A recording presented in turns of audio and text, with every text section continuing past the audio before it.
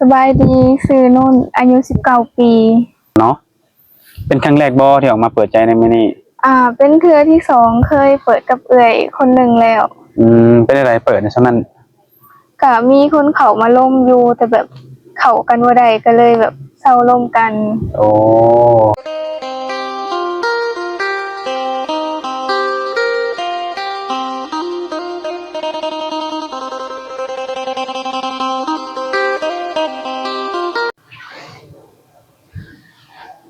กราบสบายดีและสวัสดีเด้อพ่อแม่พี่น้อง FC ของบ่าวศิลาดมูดสุขุสุคนเนาะสิเป็น FC ฝั่งลาวฝั่งไทยหรืออยู่ต่างประเทศมื้อนี้ก็ยินดีต้อนรับเข้าสู่ช่อง YouTube ของบ่าวศิลาดเช่นเก่าเช่นเคยเนาะมื้อนี้ทุกคนเนาะทางบ่าวศิลาดเองก็ได้พาหนุ่มโสดหลายๆคนเนาะก็คือมาหาทางสาวโสดก็เป็นผู้สาวโสดหน้าใหม่เนาะซึ่งบ่าวศิลาดเองก็มาถ่ายคลิปถ่ายทำลงมาเปิดใจเพิ่นมื้อนี้เป็นมื้อแรกทุกคนเนาะก็ถือว่าสาวโสดผู้นี้ก็บ่ธรรมดาทุกคนเนาะก็เป็นผู้งามผู้หน้าตาดีแล้วก็เป็นคนขยันเนาะทุกคนเนาะสำหรับหนุ่มโสดคนใดเนาะเห็นคลิปนี้แล้วอยากกดอยู่ลองกับน้องมันก็สามารถถ่ายได้เนาะมันก็เพิ่นก็สิมีไลน์แล้วก็มีวอทแอปให้ทุกคนเนาะก่อนที่ไปจีบสาวโสดคนนี้ก็มีแต่ว่าไปฟังเรื่องราวกับเพิ่นกันก่อนทุกคนเนาะว่าในการเปิดใจของเพิ่นนี่เพิ่นพร้อมสละโสดเลยบ่แล้วก็เพิ่นสิมักผู้บ่าวแบบใดอายุหลายส่ำใดทุกคนเนาะบ่ห่างความหมายลงแต่นี้เพิ่นสิรับได้หรือบ่เนาะไปจังไดก็ไปฟังนำกันเนาะทุกคนเนาะสบายดีสบายดีเนาะวันนี้ก็พามาผู้สาวโสดอีกแล้วเนาะทุกคน ก่อนอื่นก็แนะนำตัวให้น้องล่ะสบายดีซื้อนุ่นอายุ19 ปีน้องนุ่นอายุ19 ปีเนาะน้องนุ่นที่ผ่านมาเคยสร้างครอบครัวแล้วบ่ยังบ่เคยเนาะก็ถือว่าเป็นสาวแบบว่ายังบ่ทันผ่านการแต่งงานมาเนาะ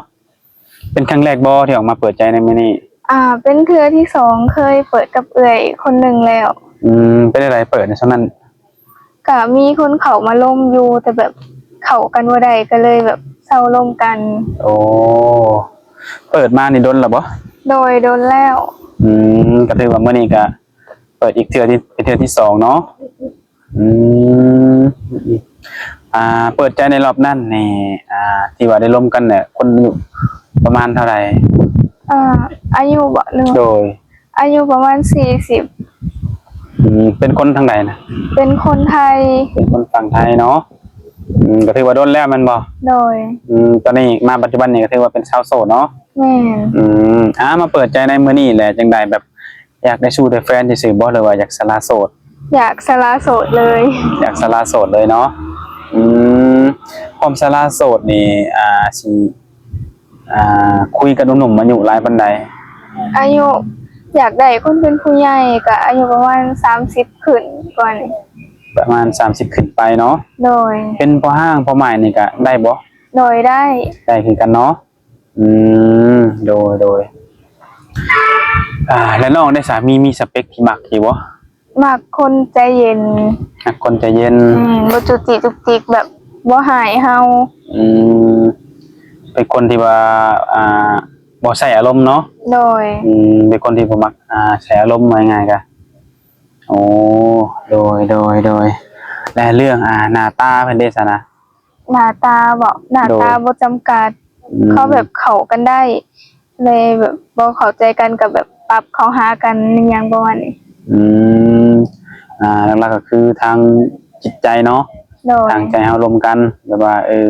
เพิ่นดีกับเฮาดีกับเพิ่นว่าง่ายกันเนาะโดยเรื่องความสูงความหยังเพิ่นได้ซั่นนะมักว่าผู้เบาสูงนี่สูงมากอยากได้ประมาณ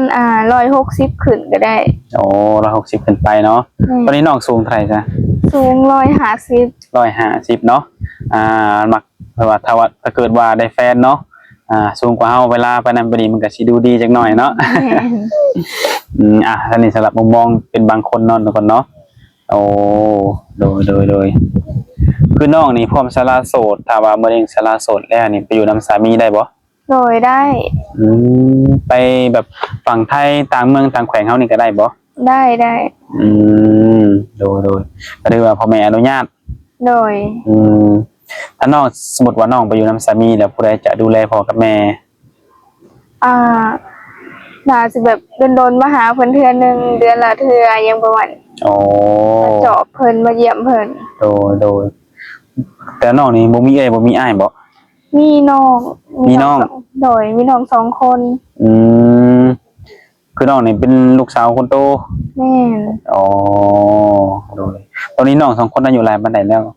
น้องสองคนน่ะ ผู้หนึ่ง3 ปีแล้วก็ผู้หนึ่ง12 ปี เพิ่นได้เข้าโรงเรียนบ่12 ปีนี่ โดยยังเขา อ๋อโดยแต่ว่าน้องนี่เรียนจบบ่ จบปหาออกมาหาเงินซอยพ่อแม่ อ๋อออกคือว่าออกเรียนตั้งแต่น้อยเลยเนาะ แม่น ออกมาหาเงินเอาเงินซอยพ่อและแม่ แม่น โอ้โดยจบปห้านี่ไปได้หนังสือนี่อันใดเขียนออกบ่ โดยอันใดเขียนออกเบิด อืมโดยหาเงินซอยพ่อแม่ปัจจุบันนี้ได้ซะยังเฮ็ดงานอยู่ว่าปัจจุบันนี่กะ โดยยังเฮ็ด น้องเฮ็ดงานกับหยังกับมื้อนี่ เฮ็ดงานเกี่ยวกับการโอนเงินไทยลาว โอ้เป็นพนักงานเพิ่นบ่ แม่น อืมเฮ็ดงานอยู่นี่มาดนปานใดแล้วเนี่ย ประมาณ8-9 เดือน 8-9 เดือนเงินเดือนถือว่าโอเคอยู่บ่ ก็โอเคอยู่โห กุ้มอยู่บ่แต่ละเดือนนะสิดีกว่าก ลุ่มอยู่ กุ้มอยู่เนาะ แม่น อืมโดยก็ถือว่าแต่ละเดือนนึงถือว่าเงินเดือนจะโอเคอยู่เนาะโดยเงินไทยลาวคนว่าเนาะทุกคนเนาะอยู่เซโนเฮานี่บ่รู้อยู่ไส อยู่เซโน อยู่เซโนโอ้น้องก็เป็นคนเซโนนี่เลยบ่ น้องคนสวรรค์ คนสวรรค์ แม่น ไปงานอยู่เซโน แม่น อ๋อก็ถือว่ามาไกลเนาะบัดบ่อยู่บ้านเสาได้เที่ยวไปเที่ยวมาบ่ บอนอยู่น่ะอยู่น้ำป้าเป็นพี่น้อง เพิ่นอยู่เซโนนี่เนาะ แม่น อ๋อโดยก็ถือว่ามาเฮ็ดงานอยู่เซโนเป็นสาวโอนเงินไทยลาวเนาะประมาณนี้หั่นแหละแบบผู้ใดอยากโอนเงินไปฝั่งไทยหรืออยากโอนเงินในลาวนี่ก็มาหาน้องได้เนาะ แม่น มโดยในเรื่องการหาคู่ของน้องเนาะที่น้องว่าพร้อมสละโสดถ้าสมมุติว่ามีคนอายุสัก60เนาะ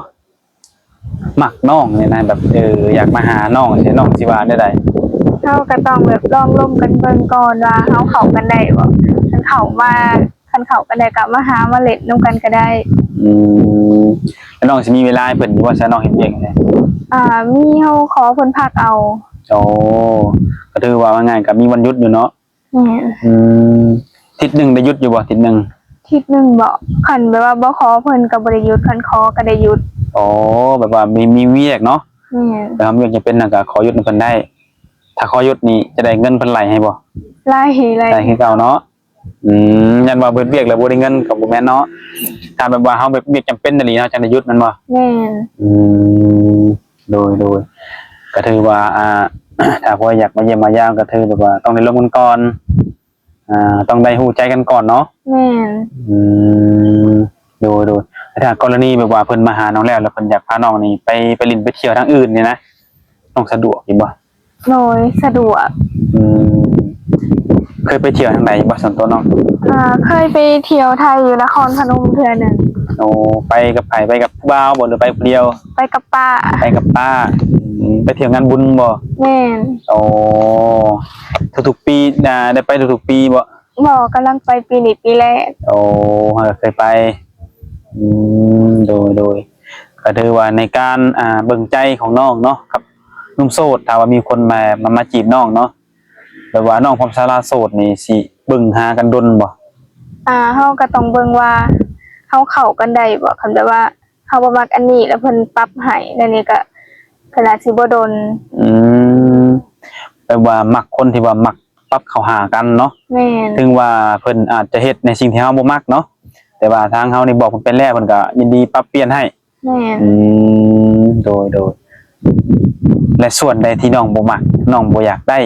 บ่อยากเจอว่าซั่นซะ บ่อยากเจอคือแบบผู้ชายอารมณ์ร้อนแล้วก็แบบใส่ข้อมูลแห้งแล้วก็หายเฮา ความรุนแรง แม่น บัดนี้เกี่ยวทางด้านการสังคมเฮาได้แบบว่าพวกกินเหล้ากินเบียร์บ่สูบยาบ่มีลายตามต้นตามโตบ่นี่นะ กินได้แต่แบบเดือนละ2-3เทื่อยังว่านี่คันกินทุกมื้อก็บ่ไหว ก็ถือว่าในส่วนผู้ชายที่กินเหล้ากินเบียร์นี่ก็มีสิทธิ์อยู่เนาะเพียงแต่ว่ากินหยังก็ให้เป็นเวียกเป็นงานเป็นยามเนาะว่าไงก็ อืมคือว่าเฮาก็สิห้ามสิจำกัดไว้หลายอย่างมันก็สิค่อนข้างยากเนาะ อึดอัดเขาจะสิเดียวเขาจะสิอึดอัด อ่า แล้วในความส่วนตัวน้องก็กินอยู่บ่เหล้าเบียร์นี่ บ่ค่อยได้กินถ้าแบบมีแบบผู้ใหญ่เอาไปเวียกผู้ใหญ่เขาเจ้าบินให้อันนี้เขาก็สิกินอยู่ แต่แบบบ่ได้กินเอาเมากินเพราะมันคือ เห็นว่าแบบผู้ใหญ่ให้แบบหับแบบตามมารยาทเฮาเนาะ แม่ คันว่าสิปฏิเสธเพิ่นก็คือสิบ่คือเนาะ แม่ แต่ว่าตัวเฮาเองก็กินได้อยู่แต่ว่ากินแล้วมันก็บ่ได้ผิดหยังกับตัวเฮาเนาะ แม่ อืมโดยทุกคนเนาะมักไปลิ้นไปเที่ยวอยู่บ่น้อง บ่ค่อยได้ไปใส่ส่วนหลายมีแต่แบบไปเฮ็ดเวียกเฮ็ดงาน จุดถ้าว่ามีโอกาสได้ไปเที่ยวนี่มีบ่วันจะไปเที่ยว อยากไปเที่ยวฝั่งไทย ฝั่งไทย แม่ ไปแถวใดฝั่งไทยเนี่ย อยากไปเล่นทะเล ไปเล่นทะเล อันนี้คือแบบว่าความฝันอีกเรื่องหนึงเนาะถ้าว่ามีโอกาสได้ไปเที่ยวเนาะ แม่ อยากไปเที่ยวฝั่งไทยคืออยากไปเที่ยวทะเลโอ้ถ้าว่าผู้บ่าวผู้ว่าน้องอยากไปเที่ยวทะเลเลยเพิ่นสิพาไปนี่ไปบ่ ไปแต่แบ ไป บหาเงินเฮ็ดบัตรพาสปอร์ตก่อน โอ้น้องบ่ทันมีบัตรบ่ ยังบ่มี อืมถ้าว่าผู้ใดจะพาไปเที่ยวมีแต่ว่าต้องรอให้น้องเห็นบัตรก่อน แม่น อ๋อดูน้องบ่สนใจเพจงานอยู่ฝั่งไทยบ่ซั่นน่ะ น้องอยากไปอยู่แต่แบบน้องยังหาเงินเฮ็ดบัตรเรียกว่าคันเฮ็ดบัตรได้แล้วก็สิไปแต่แบบยังบ่ทันได้เฮ็ดจักเทื่อ อืมก้าวว่าถ้าไปไทยนี่อยากเฮ็ดงานหยัง อยากเฮ็ดงานแบบเป็นร้านอาหาร เป็นร้านอาหารเป็นพนักงานเสิร์ฟ แม่น โอ้มีคือใจมักทางด้านนี้แมันบ่ แม่น แบบงานแม่บ้านนี่บ่ปานใด บ่ อ๋อโดยถ้าเกิดว่าบางทีเนาะมีสมมุติว่ามีเฒ่าแก่เพิ่นอยากได้น้องไปเฮ็ดงานนํเนาะก็มีแต่ว่าน้องนี่อยากไปอยู่เนาะ แม่น ตอนนี้ขาดคือแค่ว่าบ่มีบัตรพาสปอร์ตโอ้เฮ็ดบัตรนี่บัตรหลายบ่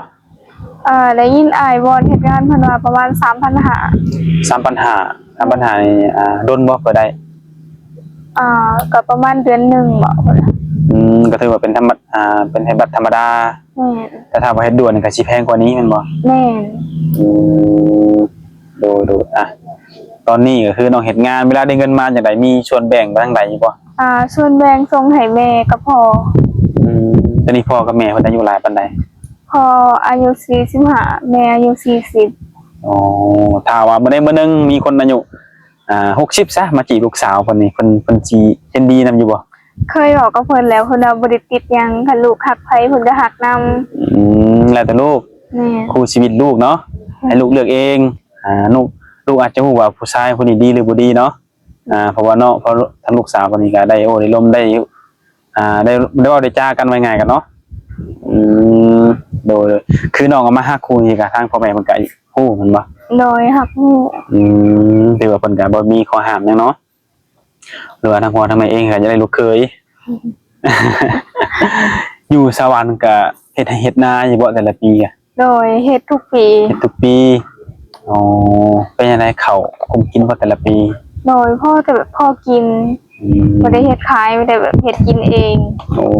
ได้หน้าหนึ่งคือเป็นหน้าตัวเองเนาะ โดย ผู้นำพาไผพ่อบ่ไผเฮ็ด แม่นพ่อเป็นคนพาเฮ็ด โดยก็ถือว่าเงินเดือนออกมาก็มีส่วนแบ่งแน่เดือนหนึงให้พ่อกับแม่หลายปานใดเดือนหนึง ให้พ่อกับแม่2ล้าน 2 ล้าน แม่น โอ้เก็บไว้ใช้เองได้ซะ ล้านเดียว ล้านเดียว แม่น ล้านเดียวนี่ใช้ในชีวิตประจำวันบ่ แม่น โดยถือว่าแต่เงินเดือนน้องนี่แบ่งเป็นอยู่3ส่วนเนาะพ่อแน่แล้วก็แม่แน่แล้วก็น้องแน่เนาะ แม่น โอ้โดย เป็นอะไรฐานะครอบครัวของน้องเนี่ย ถ้าน่าก็